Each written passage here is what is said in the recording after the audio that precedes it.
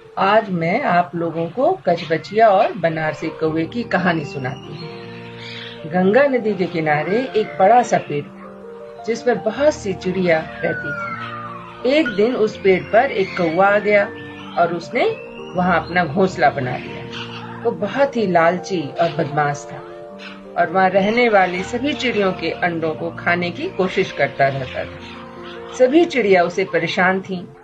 उन्हीं चिड़ियों में एक थी कचबचिया।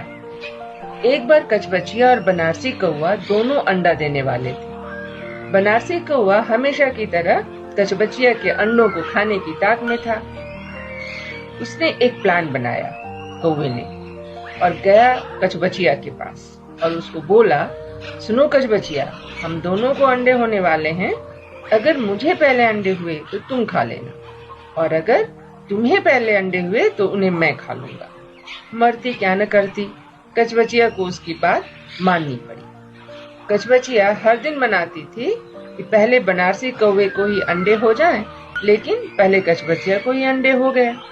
बनारसी कौवे को जैसे ही यह बात पता चली, वह उसी वक्त दौड़ता हुआ आया और बोला, कचबचिया बहन, तुम्हें याद है ना हमारे बीच क्या बात हुई थी? कचबचिया बहुत दुखी थी।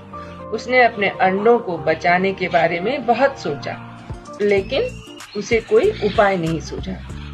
दुखी होकर उसने कौवे से कहा, हाँ बनारसी कौवे, मुझे याद है, मुझे पहले अंडे हुए हैं तो तुम उन अंडों को खाओगे। बनारसी कौवा खुश हो गया, तो लाओ, कहाँ है अंडे? कचबचिया ने अपने अंडों को कुछ और देर तक बचाने के लिए कहा, अंडे तो ये रहे, लेकिन इन्हें खाने से पहले तुम अपनी गंदी चोंच तो धो आओ। बनारसी कौवे को अंडे खाने की जल्दी थी। उसने बहस नहीं की और तुरंत गंगा नदी के पास जाकर गंगा नदी से बोला, गंगलम गंगलम गंगलम। तो गंगा नदी ने कहा, का बनारसी कौवा? बनारसी कौवे ने कहा, देव पनिल्ला, धूम ठोरिल्ला, अखाऊं कचबचिया के बच्चा। गंगा नदी ने कहा, ठीक है, लेकिन अपनी गंदी चोंच मुझ में डुबोकर मेरे पानी को गंदा तो मत करो। एक काम करो, घड़ा लेकर आओ, उसमें पानी भर के उससे अपनी चोंच को धो लो। कौवा गया घड़ा लेने कुम्हार के यहाँ और कुम्हार से बोला, कुमरम कुमरम कुमरम, का बनारसी कौवा? बनारसी कौवे ने कहा, देव घड़िल्ला, भरू पनिल्ला, धू ठोरिल्ला, अखाऊं कचबचिया के बच्चा। कुम्हार ने कहा, ठीक है, मैं घड़ा बना देता हूँ, लेकिन जाओ पहले घड़ा बनाने के लिए मिट्टी लेकर आओ। अब बनारसी कौवा गया मिट्टी के पास। मटलम मटलम मटलम, का बनारसी कौवा? देव मटिल्ला, बनू घड़िल्ला, भरू पनिल्ला, दो ठोरिल्ला, खाऊं कचबचिया के बच्चा। तो मिट्टी ने कहा कि ठीक है, ले जाओ, लेकिन मिट्टी निकालोगे कैसे, खोदोगे कैसे? जाकर पहले खुरपी लेकर आओ। खुरपी लेने बनारसी कौवा गया लोहार के पास। उसको बोला, लोहरम लोहरम लोहरम, का बनारसी कौवा? अरे देव खुरपिल्ला, खनू मटिल्ला, बनू घड़िल्ला, भरू पनिल्ला, धो ठोरिल्ला, अखाऊं कचबचिया के बच्चा। लोहार ने कहा, ठीक है, मैं बना देता हूँ, ये बताओ खुरपी लाल चाहिए या काली?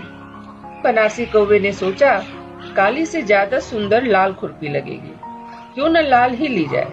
उसने कहा, मुझे तो लाल खुरपी चाहिए। लोहार ने खुरपी को आग में डालकर गर्म कर दिया। खुरपी हो गई लाल। लोहार ने पूछा, लेकिन इसको तुम ले कैसे जाओगे? बनारसी कौवे को जल्दी थी। उसने कहा, मेरी गर्दन पर रख दो। लोहार ने कहा, लेकिन खुरपी गर्म है। पर बनारसी कौवे को जल्दीबाजी थी। उसने लोहार की बात सुनी ही नहीं और गरम लाल खुरपी अपनी गर्दन पर रखवा ली। बस फिर क्या था, गर्दन पर गरम खुरपी रखते ही बनारसी कौवे का सिर अलग हो गया और वह मर गया। इस तरह कचबचिया के सारे अंडे बच गए और उस पेड़ पर रहने वाली सारी चिड़ियों को उस लालची बनारसी कौवे से छुटकारा मिल गया। कहानी खत्म।